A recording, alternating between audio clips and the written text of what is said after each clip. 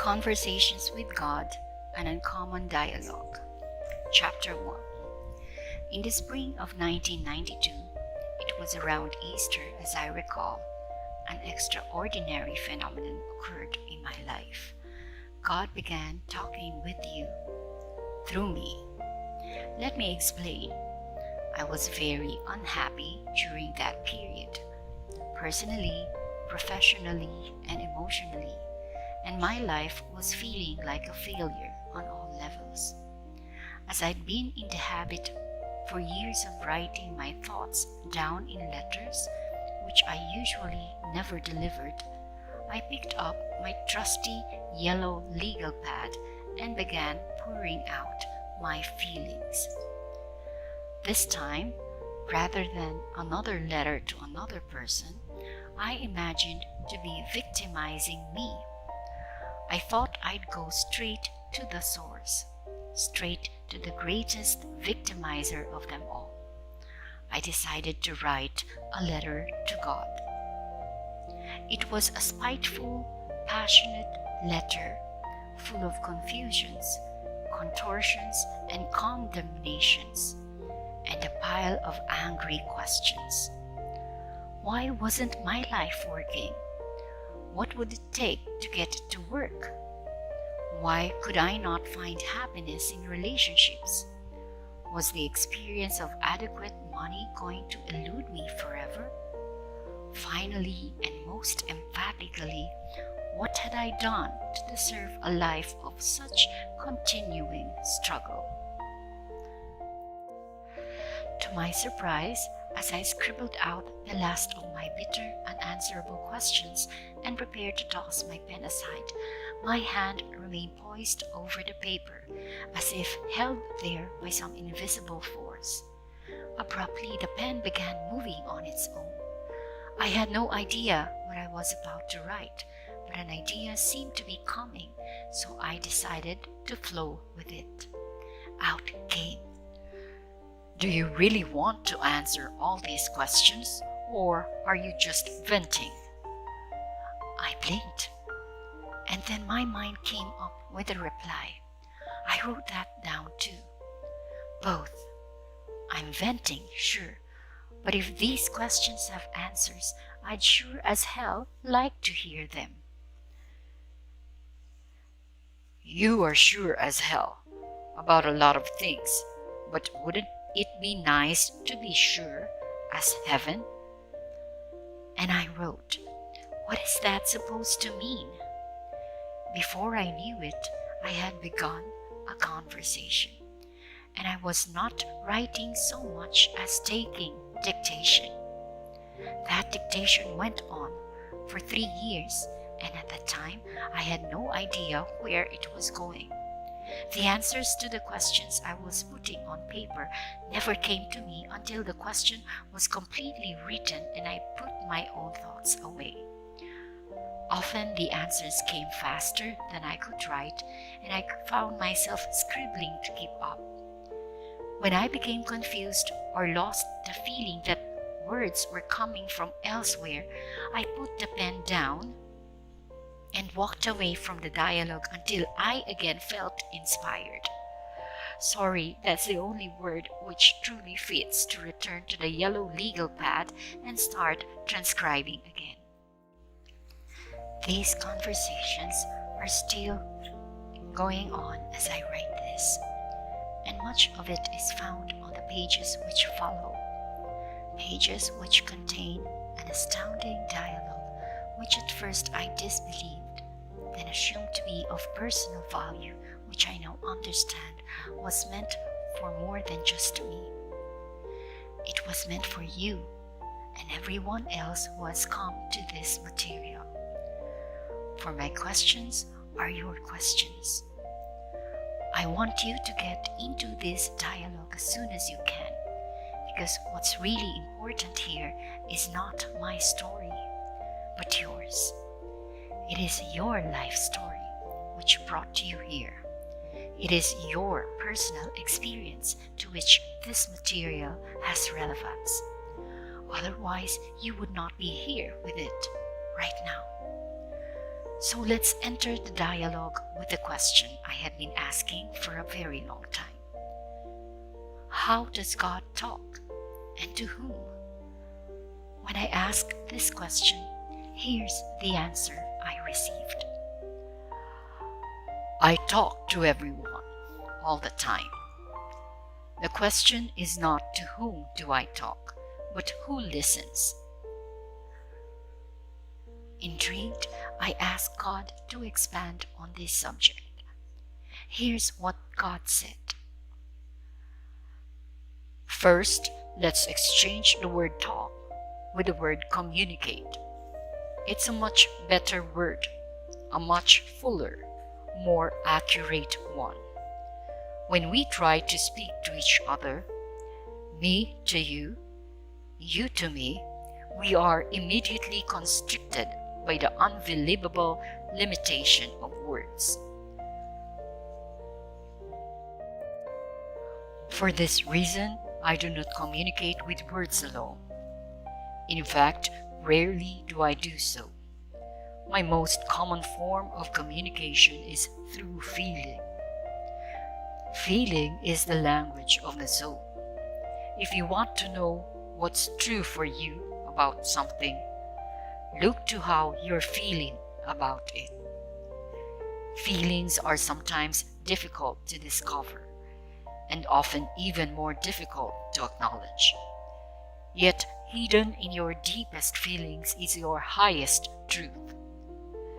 The trick is to get those feelings. I will show you how. Again, if you wish.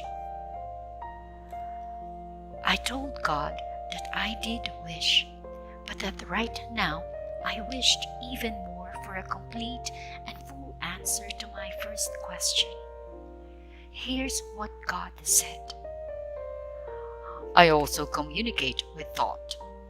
Thought and feelings are not the same, although they can occur at the same time.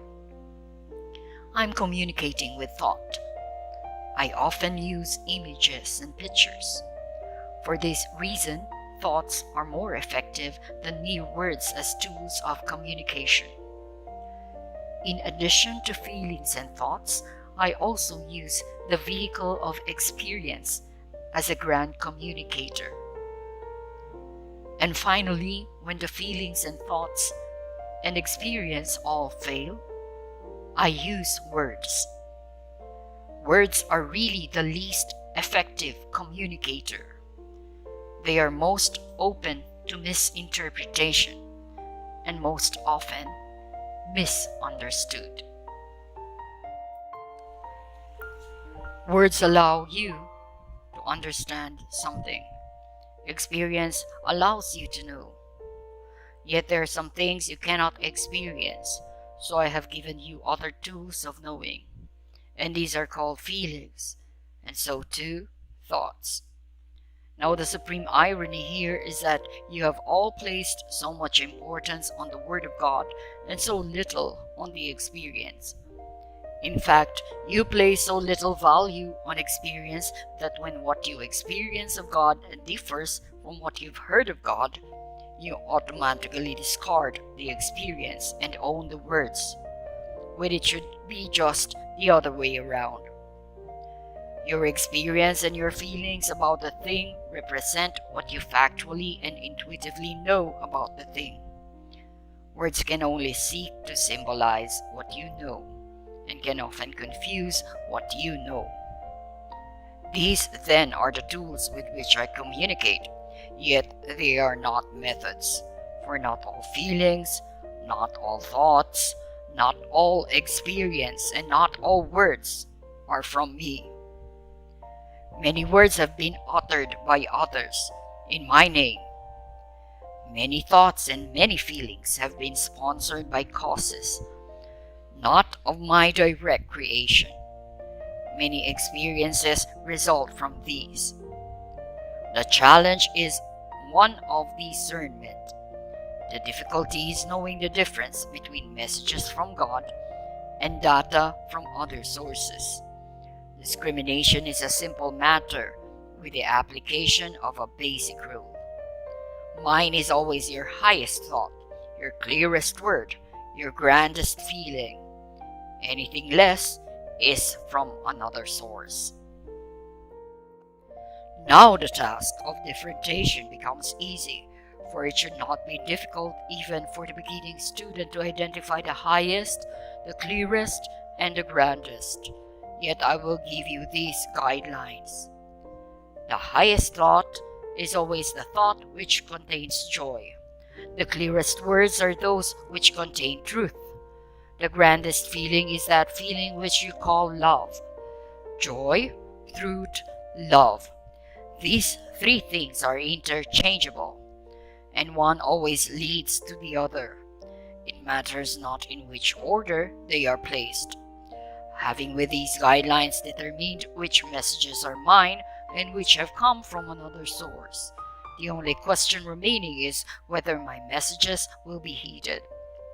Most of my messages are not. Some because they seem too good to be true. Others because they seem too difficult to follow. Many because they are simply misunderstood.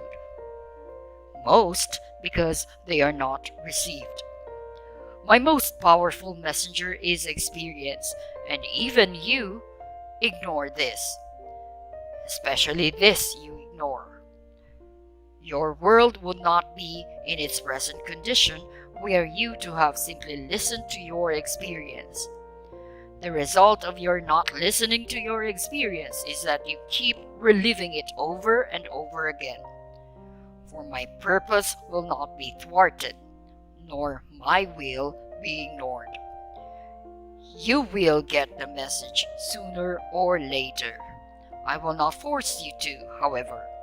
I will never coerce you, for I have given you a free will, the power to do as you choose, and I will never take that away from you ever.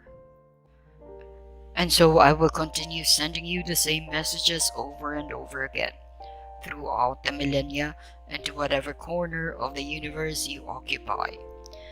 Endlessly I will send you my messages until you have received them and held them down close, calling them your own. My messages will come in 100 forms, at 1,000 moments, across 1,000,000 years. You cannot miss them if you truly listen. You cannot ignore them once truly heard. Thus will our communication begin in earnest. For in the past you have only talked to me, praying to me, interceding with me, beseeching me. Yet now I can talk back to you, even as I am doing here. How can I know this communication is from God?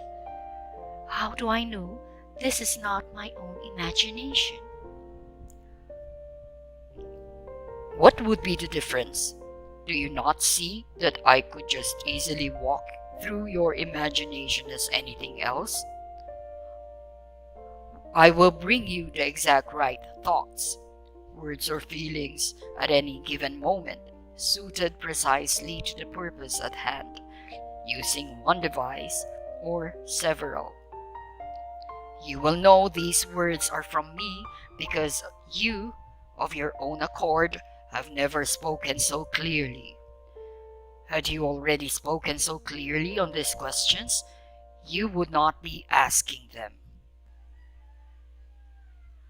To whom does God communicate? Are there special people? Are there special times? We should listen to God even when what's being said seems wrong?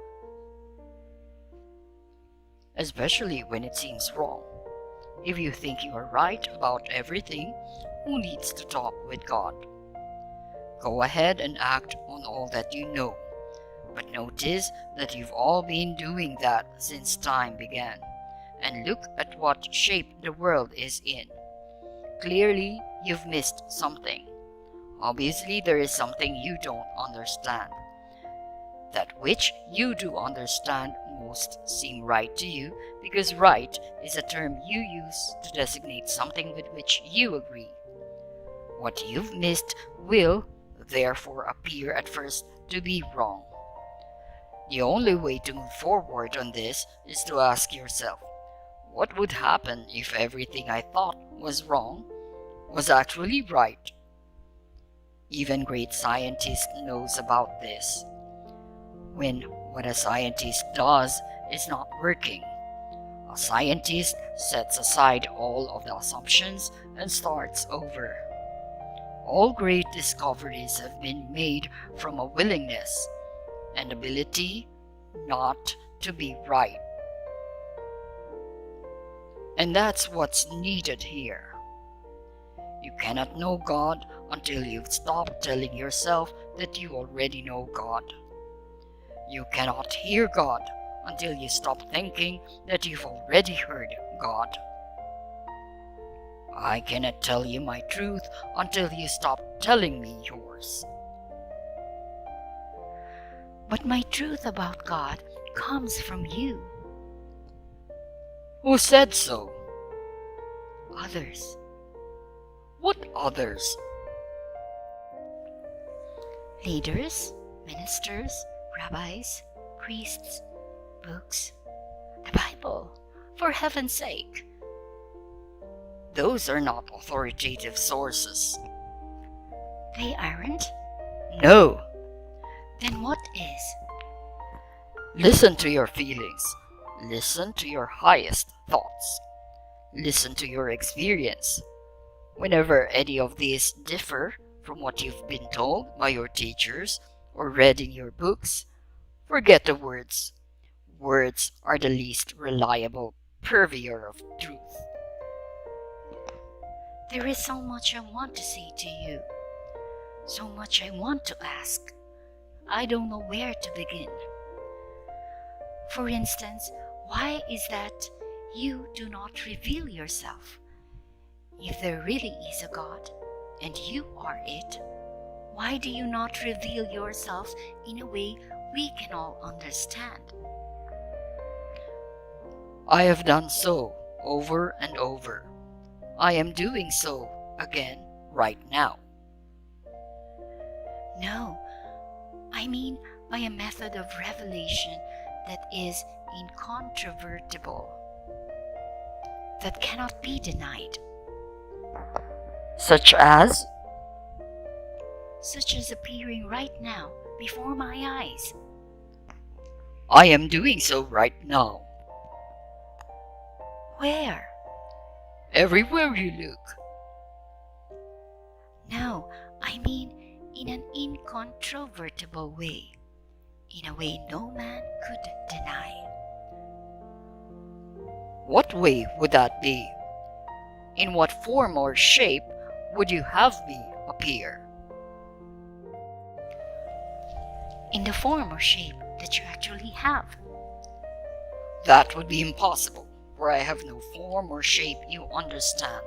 I could adopt a form or shape that you could understand, but then everyone would assume that what they have seen is the only form and shape of God, rather than a form or shape of God, one of many. People believe I am what they see me as rather than what they do not see me. But I am the great unseen, not what I cause myself to be in any particular moment. In a sense, I am what I am not. It is from the am notness that I come, and to it I always return.